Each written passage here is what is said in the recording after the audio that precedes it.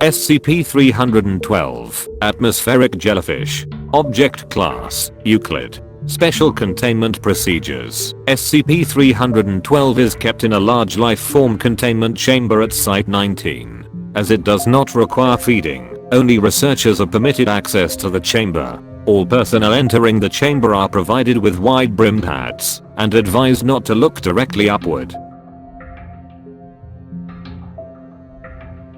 Description: SCP-312 is an organism composed of very thin tissue layers and filled with atmospheric gases at a slightly higher temperature than the surrounding air. It typically floats approximately data expunged meters above the ground, although it will vary this in order to maintain its position relative to prey. SCP-312 is capable of creating a small lenticular cloud around itself by releasing water vapor and manipulating air currents, and uses this as camouflage. Within the cloud, SCP-312 is visually similar to a large jellyfish, with a cap approximately 2.5 meters in diameter from which trails a tube of tendrils approximately 25 meters in length. SCP-312 preys upon large mammals and shows a strong preference for humans. While hunting, SCP-312 will stalk its prey from a position directly above, manipulating air currents around it to maintain this relative position. Prey can escape by moving at a speed upwards of 30 km per hour, or by entering a large crowd, which seems to confuse SCP-312 and cause it to switch targets.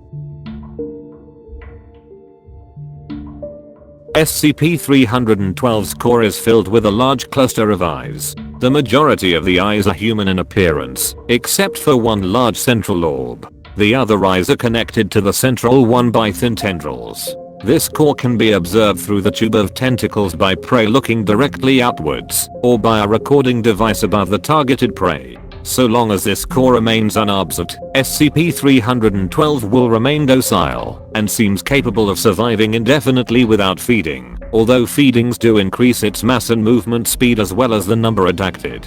However, if a prey animal makes eye contact with the core, SCP-312 will become active, generating a narrow, controlled vortex with the appearance of a long tube of cloud connecting the lenticular cloud above with the ground. The prey is pulled into SCP-312's tentacle mass by a strong updraft within the vortex, paralyzed by a venomous sting by the tentacles, then digested. Within about a week, partially digested remains of the prey will fall from the sky where SCP-312 disappeared.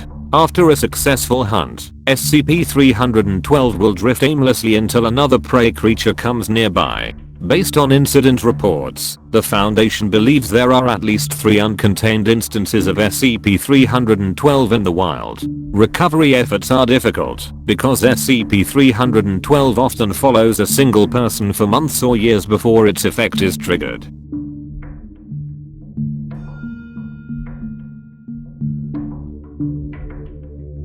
End of file.